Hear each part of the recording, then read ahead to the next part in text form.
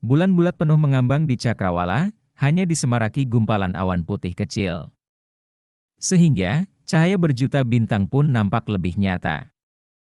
Sinar bulan yang lembut berwarna kuning keemasan itu, tak luput jatuh pada suatu halaman depan perguruan silat itu.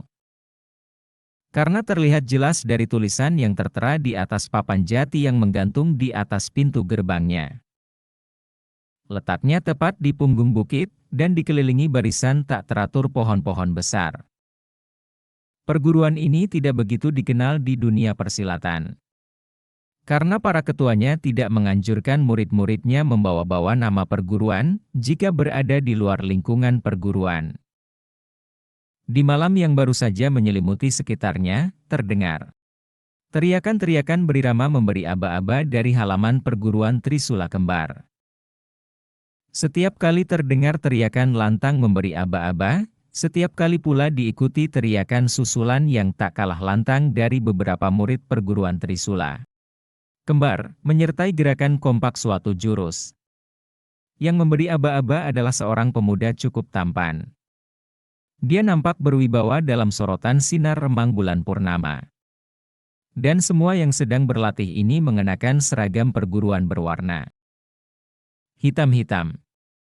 Hanya saja, pemuda yang memberi aba-aba itu mengenakan tutup kepala dari kain berwarna merah, bergambar sepasang trisula bersilang di bagian kening.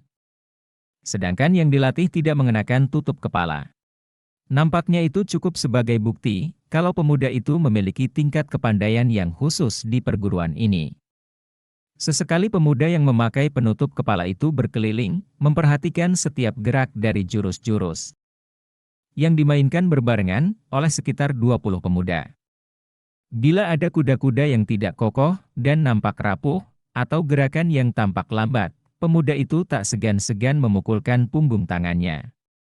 Bila salah seorang murid ada yang salah bergerak, tanpa ada yang tahu, di atas sebuah pohon besar yang menjulang tinggi, melampaui pagar perguruan, seseorang duduk diam sambil memperhatikan orang-orang yang berlatih silat. Lebatnya dedaunan pohon, membuat cahaya bulan tidak berdaya menembusnya.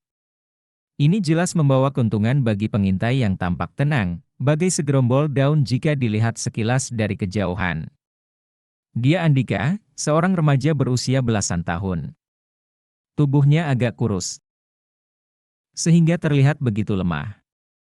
Matanya yang tajam dengan dua garis alis mata yang menukik bagai kepak elang, memperhatikan kegiatan berlatih di perguruan Trisula Kembar. Memang, sebenarnya hampir setiap malam Andika berada di situ. Salah seorang gelandangan di kota Praja, yang kebetulan berjarak setengah hari perjalanan dari bukit tempat perguruan Trisula Kembar berdiri.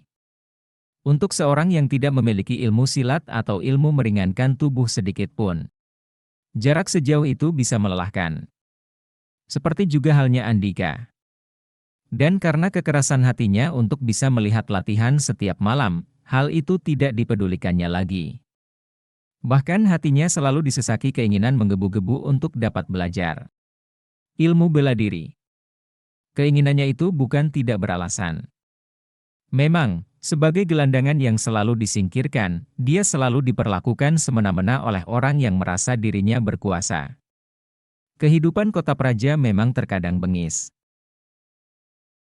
Maka, dia merasa perlu memiliki sedikit kemampuan untuk mempertahankan diri. Sebenarnya, Andika ingin mencoba mengajukan diri untuk menjadi murid perguruan Trisula Kembar. Tapi, hatinya tidak begitu yakin, mengingat dirinya hanyalah seorang gelandangan yang bakal dianggap sampah di sana. Maka satu-satunya cara yang bisa dilakukannya adalah mencuri-curi setiap jurus dari pohon besar seperti yang sedang dilakukannya saat ini.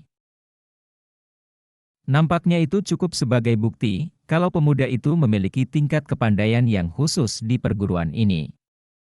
Sesekali pemuda yang memakai penutup kepala itu berkeliling, memperhatikan setiap gerak dari jurus-jurus